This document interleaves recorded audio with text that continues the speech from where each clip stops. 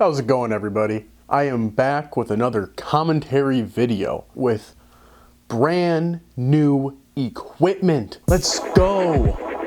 We ain't using a fucking microphone I made freshman year of college. And as you can see, I am in a new environment. I was kicked out of Milwaukee. I had to gather up my lighting kit, my camera, this little microphone, and rush to any house I could find where no one was there and the door was unlocked. Luckily, I found a place that was fully decorated and had Wisconsin memorabilia already put up for me to remind me of my roots, even though I'm still in Wisconsin. Can you guess what we're talking about today? It's about movies, just like basically all my commentary videos there about movies, because I was a film major. I have a degree now. I have a fucking degree. But the film I want to talk about today is one you probably haven't seen if you're not in the Wisconsin area or haven't taken a documentary or a film class. The film I want to talk about is American Movie and how it's kind of lost media.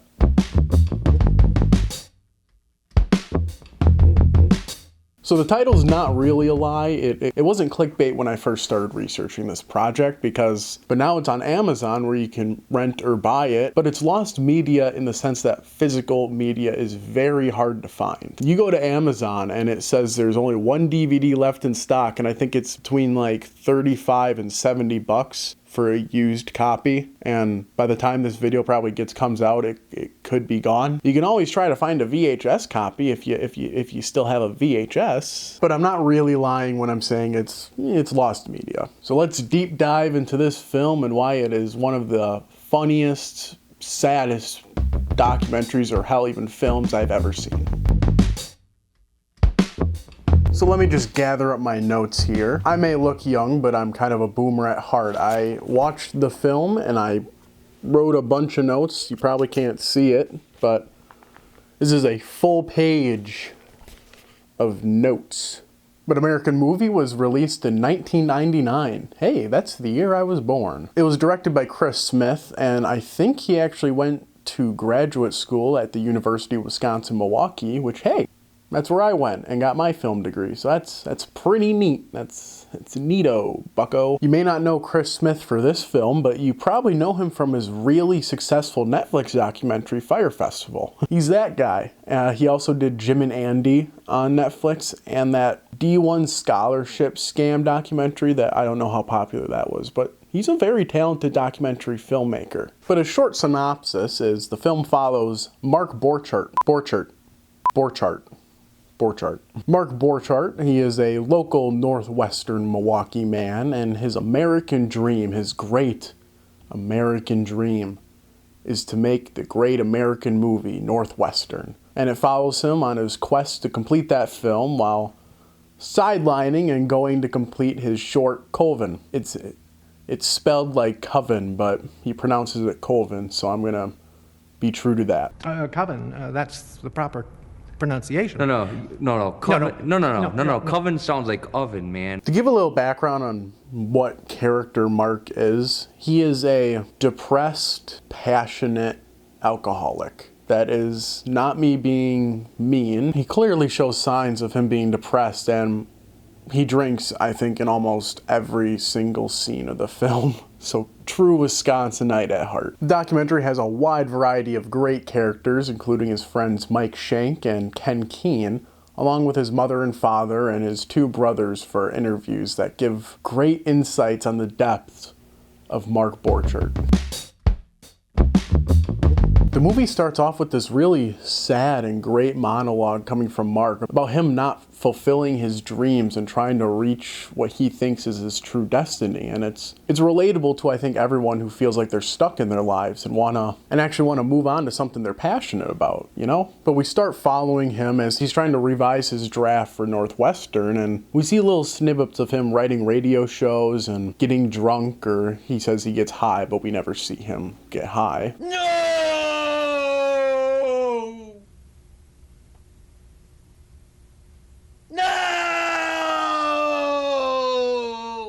He lives with his mother, and he works maintenance at a cemetery, which he verbally tells us he hates and wants to leave, but he needs money. And we know he needs money because one of the opening montages of the film is him just reading off how much debt and bills are coming his way, and they just keep piling on. And then right at the end, he qualifies for a MasterCard. Oh, God.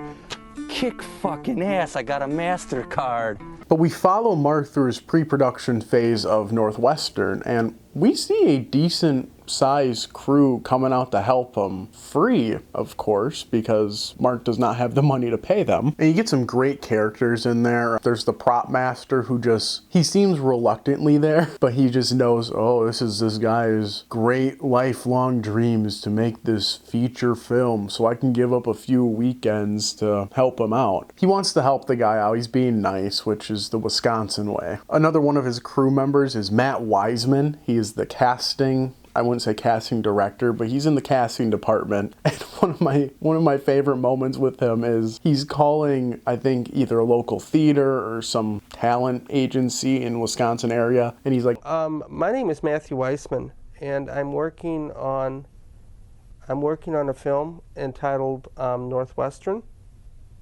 and I'm doing casting for the film right now. Do you want to know about the film? He clearly does not know what he's doing, but he's giving it his all, and I can give him a thumbs up for that. So we go through a few of the production meetings, and interspliced between those are introductory interviews with Mark's family members. One brother clearly hates Mark more than the other. They clearly only had one day to film a lot of these interviews, so one of the brothers is just wearing a Hooters shirt. I think that's just a hilarious sight gag. His main asset is really just his mouth, his talking, and he can be pretty convincing, because he's very assertive, very aggressive, and but what he actually can do, I think that he's just best suited for working in a factory, maybe. He wants to have the good life eventually.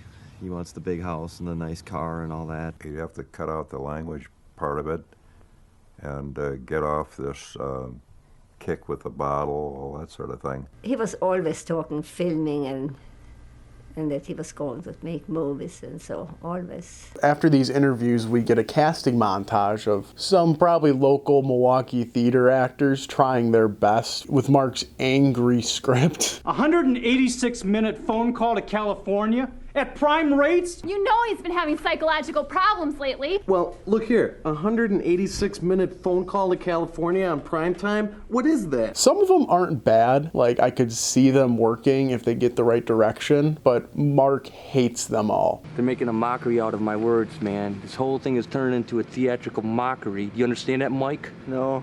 Well, you will. And Mark goes out there and just yells at this actress who surprisingly has the instinct to kind of match his energy, which I think, from an acting standpoint, not a bad choice. You stupid fucking bitch! This is a 186 fucking minute phone call at goddamn prime time. I paid the fucking bill! But you can tell that Mark is more gifted as an actor than a writer or a director. If you look at the spectrum of acting, Mark's probably like right here towards the lower end, but his writing and directing are more down here. So like comparatively better actor. After the casting montage, we get an introduction to Uncle Bill, one of my favorite characters. He is just an old man who lives in his little trailer home, who clearly is just spending his later years chilling out, resting, not giving a fuck. And Mark knows that Uncle Bill probably has a decent chunk of change, so he's like, come on, man, be an investor. He literally takes him to the bank with his father. And Mark basically manipulates Uncle Bill into investing $3,000 into his feature Northwestern. And Mark's father even says that Uncle Bill is very close to his money, and if anyone has the means to pry it out, it's Mark, which is, I think, telling about his character. It's quite a challenge to pry anything loose from him, money-wise. And Mark, on the other hand, has, if anybody, the ability to pry it loose. As the production meetings for Northwestern go on, the attendance starts to dwindle. This either could be because the crew members were busy or just lost interest, or because Mark doesn't know how to communicate. Matt Wiseman makes a remark saying that there has been a breakdown in communication, and we cut to Mark lying in the bed being sick. It's clearly just a little cold, but Mark's probably playing it up so he doesn't have to do anything. The last production meeting we see for Northwestern, there are only 2 people there, Mark and another guy, which is, it's shown in this hilarious way where I think we're in a close-up of Mark, and when we cut, it's just a wide of him and one other person. Really comedic filmmaking, which is just hilarious. After this last production meeting for Northwestern, we get a front-facing interview with Mark, and he just proclaims that he doesn't have the financials for Northwestern unless he gets his film Coven done. And this is the first time we're introduced to this film, Coven, that Mark, I guess, had this idea for a few years and even shot a little bit of it, but never finished, just like he does with the majority of his projects. And when Mark talks about Coven, he clearly has some decent ideas for it, and he knows a lot about filmmaking. Like, he says there's every f-stop known to man, which, okay, good for you. Maybe only like a few f-stops might work, unless you're using them in very creative ways, but go on, Mark. And we're treated to this great scene where Mark tries to explain his financial goals for Coven in this whiteboard segment. I said, check this out. Fuck this, man. I'm sorry for erasing that, but it's 3,000 units for 45 grand. Because if I don't get that 45 grand, man, I will not be shit. It's just insane to see his financial dreams for this project when it's literally just like a 30-minute short horror film going direct to market. And this is back in the 90s, so like, really, how popular can that be? But then he starts going full-fledged on production of Coven. Just when he's about to start his production of Coven, we are introduced to Mark's new girlfriend, Joan, who seems like a sweet lady. She's just helping Mark out as much as she can, while also alluding to a previous relationship of Mark's with this woman named Alyssa, who it was either 3 or 4 kids with, which I think, damn. This guy clearly had a life before he wanted to make movies. Which is insane to me to think that these kids are just thrown into this movie like 30 minutes in. Some of his best friends help him out with his film. Mike Shank is one I want to talk about. He is a lovable, lovable goofball who has borderline terrifying stories about his past drug and alcohol use. I think either at the start of the film or one point in the film he says he has been sober for about 1.5 years, which good on him. I hope he's still sober because some of these stories are fucking terrifying. He expresses one where he talks about taking LSD and getting hospitalized. So I'm laying in the hospital, passed out. They got my brain on a brain scanner, and you know how your brain's supposed to go beat, beat, beat, beat? Well, I just went straight across, you know. So all of a sudden I smell this real strong smell, and it's smelling salts they got in front of my nose, and I start to wake up, and all I see is bright lights. And then I realize I'm in the hospital, so I start checking my pockets for the acid, which they analyzed one hit. It turned out to be a blotter paper dipped in liquid PCP with a little bit of downer in it. And they said if it hadn't have been for that little bit of downer, I would be dead. But anyways, I'm checking my pockets for the acid, you know, because I was going to drop my other 3 hits in the hospital, you know. And all of a sudden my ma walks in the room and she's holding a bag of acid like this, you know. I'm like, damn, you know, now I can't drop it. The rest of my acid in the hospital. He says he continued to take drugs until a tipping point and he's sober. Unfortunately, I think he might have been addicted to scratch-offs, which is not better, but hopefully cheaper. He wins some stuff during the film. I think he won like $300 one time, 50 on one of them. Doesn't like telling Mark that much because Mark's just going to want to drink it. So if you can think of something we can spend $20 on, maybe we can What do we can spend $20 on? About 4 pitchers at Jim Mitchell's. I don't want to buy no beer. I don't either, man, but if you're willing to buy it, I'll drink it. But he's overall a pretty good friend to Mark. He always helps him when he needs and he's there as a little sidekick, which is really cute and fun. Another one of his friends is Ken Keene, who I think was more of the bad influence on Mark and Mike, but Mark, I think, wanted to do a lot of the stuff anyway. They were, I think, drinking when they were 14, 15 years old. At one point, we see Ken getting released from prison. We are never told what he went to prison for, but we get a great description from Mark on how he got caught. They were inside the house, and all of a sudden, him and his ma, the lights went off, and they went downstairs to check the fuse box, and the boys were right there waiting on them. Who are the boys? The detectives. Going back to the interviews with his, Mark's brothers, he says he wouldn't be surprised if he was a stalker or serial killer. Honestly, I thought that he was going to grow up to be like a stalker, a serial killer, or do something where he would try to plan someone's death, you know? And unfortunately, sometimes I had the idea that it might be mine. Once Mark starts production on Coven full-fledged, we get a glimpse at an action scene where Mark is bashing some guy's head into a cabinet. And usually when you do that, you want to make sure the cabinet's either a breakaway or it has a bunch of scores in it so it can just break really easily, along with having the person who's getting injured be in control of the scene. We see that the cabinet door has 3 minor scores in it, and Mark just keeps bashing this guy's head into the cabinet, not stopping, which is so fucking dangerous. I'm surprised the dude didn't end up with a serious head injury. Mark finally tries just punching the cabinet and it doesn't break, and in Mark's head he's like, oh. Oh, dude, you know what? I'm sorry I tried to put your head in this. This is gonna be like, take some shit. We then see Ken Keane try to put more heavy scores on there, still using the 3. And when we cut back to the shot, you can clearly see the cabinet's basically already breaking. But luckily it does break on impact the first time, which is good for the actor getting hurt. Hopefully the dude's doing all right and doesn't have serious head injuries. During these production moments though, and before production, we see these really sad, great moments with Mark. There's one where he's clearly in a garage. He's got I think a Packers hat on and some gloves. Nose is running a little bit, and he's calling up people to be an extra in his film. Hey man, you have 2 hours tomorrow from 11 a.m. to 1 p.m. and be an extra in a film? Are you sure about that, Charlie? Hey, do you know where I live? I live 2 blocks from you. All right, dude, you got a pen? Can you get a pen? It's a very sad moment for Mark because he just doesn't have someone to help him out, which is sad, and no one, at least in his vicinity, believes in him enough to participate in his films. But this leads into a point where he's trying to have these little witches or weird warlocks or whatever gather in the woods, and they're wearing these big black coats with black hoods. Just picture a KKK uniform, but it's just all black. And he tells Mike to make sure everyone has brown gloves on. Hey Mike, make sure everyone has brown gloves. Does everyone have brown gloves? No, dude. Clearly that's not what Mark wanted him to do, and Mark just laughs it off. We cut to him in the woods, and he's trying to direct these actors, and his direction is... Hey, you guys gotta look menacing. Can you be more menacing? Oh man, all right, well, we gotta do what we can do then, I guess. He just says fucking, still shoots it, which I think, from taking a directing class, you're not giving them any direction. You're saying, look menacing. What the fuck do you mean by that?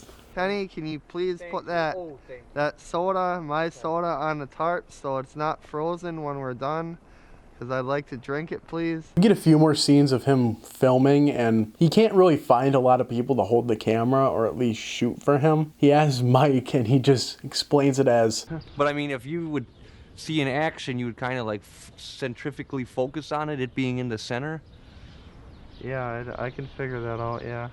At one point he has his mother hold the camera for him, and he keeps saying, where am I in the frame? And she clearly does not know what she's doing. At one point she says, oh, there's the frame. You have a lot of room above your head. And he is so visibly upset, and understandably, because he's shooting this all on film. This is the 90s. He's burning feet of film, and film is kind of expensive. But we see that he's using these shots in his final film, which I find fucking hilarious. We get to Thanksgiving, and he spends Thanksgiving with Bill and Joan and Mike. He clearly is taking care of Bill, and who knows if he has ulterior motives. I am not the one to say. This documentary is presented almost as a fly on the wall in most parts, which is how you should do a documentary. He asks Bill what he wants to drink, and he's like, well, I like to have a peppermint schnapps with Sprite and ice in it, and 2 gobs of it.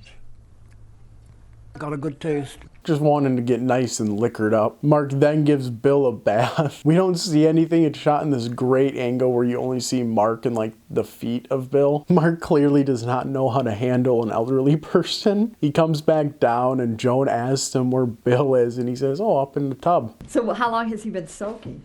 You know, the man's freezing in there. Well, I hope he doesn't pass out in there. And from these Thanksgiving scenes, we can clearly tell Bill's a jokester. He loves joking around, being a little goof, making things hard for Mark, which, understandable. Mark's not the greatest guy, and he doesn't really care that much about a lot of stuff. Bill. I'm trying. Bill. I'm trying. Bill. I'm trying. No. That toenail's more than a 1/4 inch thick. I know. So after the Thanksgiving scene, Mark revisits some old footage he shot for Northwestern. And to the audience's surprise, this footage was almost taken 6 or 7 years ago, meaning Mark has had these aspirations and these ideas for decades even, and he just hasn't finished them, leading Mark to go into a speech about completion and his fear of doing it and finishing, because once something's out there, it's out there. You can't change it. I mean, I completely relate to that because as a film person, I wonder what I could have done more on a lot of my projects. Even my most recent senior thesis film, I wonder what I could have done better, even though it's already out there. After all this happens, Mark reveals that his girlfriend Joan has left him due to his previous partner Alyssa interfering and kind of causing a rift between them, leading to a great sad scene where Mark is filming the last shots of his movie alone. You do get a funny ending to that scene though, because his mom takes a picture of him after he's done filming, which I think is kind of cute. Mark then goes full-fledged into editing his film, and he does this at the University of Wisconsin-Milwaukee in Mitchell Hall, which is a building I have been to many times for classes, so it's a very surreal experience to see this building that I have been to countless times as it was 20 years ago. A lot of stuff I do distinctly recognize, but the colors are a little off. The paint is different. It's like nostalgia, but not quite. It's just a very surreal experience. In this editing phase, Mark realizes he has to do some ADR, and we get a great scene with him trying to do ADR with Uncle Bill. Mark is trying to get Uncle Bill to say the line, "It's all right, it's okay, there's something to live for. Jesus told me so." It's a very simple line, I would say. Like, it's only a few little phrases, but Bill is having severe trouble, which who can blame him? He's either completely checked out of life or he just does not believe in Mark at this point.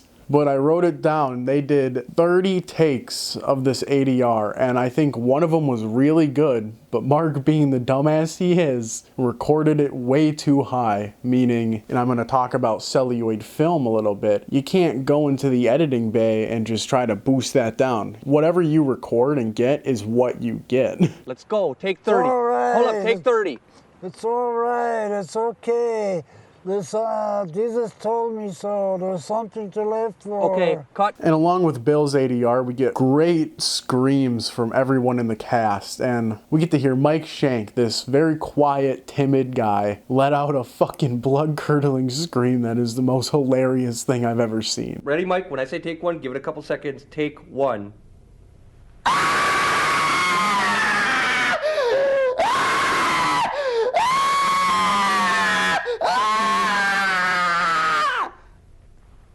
During the editing phase, Mark watches the Super Bowl with his family, mainly his mother and Mike, with his father and his other brother in the other room. Funny enough, this is the Super Bowl where the Packers ended up winning. Mark gets belligerently drunk and just goes on this huge, unwarranted tirade about just generalizing all the people in the stadium, saying, "Yeah, you 9-to-5 motherfuckers, I will never be like you." Like, And every bitch-ass motherfucking factory worker is gonna go down like that too, bitch motherfucker. Mark, none of that conversation. very unwarranted, angry rant that was mainly directed at himself, because right now he's working at that cemetery doing maintenance. Look happier than hell, Jack. Yeah, so do you. Well, I ought to be, man. But you know that we don't. Somewhere in the editing process after the Super Bowl, Joan and Mark end up getting back together with a somewhat decent gesture from Mark. He brings her some flowers, realizes that she's good for his life, and it's a happy enough ending for them too. While Mark is doing some of the editing, he also creates promotional material and cover art for his film. He prints out some flyers, and I'm assuming due to budgetary reasons, he only has around 10, 15 left. He hands the flyers off to Mike Shank and Matt Wiseman and tells them to strategically hang them up to get the most attention. And since they're at the UWM campus, they go to the student union. They immediately come back, or at least through the film, we see they immediately come back and say that we were in the union and we put the flyers on top of a bunch of newspapers. Yeah. And they were like, the newspapers were like the Wisconsin Light, okay? So some guy came in to replace the old copies of the Wisconsin Light. Yeah. With new ones. Yeah. And took the old ones. Yeah. And he took the flyers that were on top of the old ones and took off with them because he didn't realize that they were our flyers. So he's out all these flyers and only hanging a few of them in the union. We cut to Mark at the cemetery where he gives us a little speech where he had to go to the bathrooms and clean up something. He tells us he had to clean up shit that was on the walls, and he says it was on the toilet and on the walls and the floor, but not in the toilet. And he gives a very profound moment where he says, I had to clean it up, man, but before that, for about 10 to 15 seconds, man, I just stared at somebody's shit, man. To be totally honest with you, man, it was a really, really profound moment. It really shows the psyche of his character just being stuck in one place, trying to be destined for greatness. Right as they're about to finish editing, Mark realizes that he only has 23 frames a second instead of 24, which if you don't know celluloid film, there are 24 frames in a second, and you have to count out those frames and make sure you're at a second. The way Mark explains it is confusing, to say the least. Here is a piece of film. This piece of film must be up on the screen. This is what happened, man. Where is this part of the film? What are you gonna have, a blank spot on the film? What are you gonna do? But finally, the day is here. Coven is premiering at a local theater, and there is at least a block or two of people lined up to see it, which is a really heartfelt moment, just proving that Milwaukee is a city of the arts, and it just proves that the people of Milwaukee will come out and support local artists on their projects and passions. We see a nice little supercut of Coven, and it's not as bad as you'd think. It's not like The Room where it's laughably bad, or one of those really, really shitty Adam Sandler movies like Jack and Jill. He clearly knows some stuff about film because he did celluloid film editing, which I've done twice, and it's not the most fun thing to do. You can really easily lose shots you wanted to save. The film ends with a great scene with Uncle Bill and Mark where Mark just asks Bill, what are you going to do with your life? What's your American dream? I don't have any dreams anymore. You don't? No. You can't stop now. The final moments of the film include a speech from Uncle Bill saying, love each other, do what you want to do to make you happy and others happy. Everybody make everybody happy.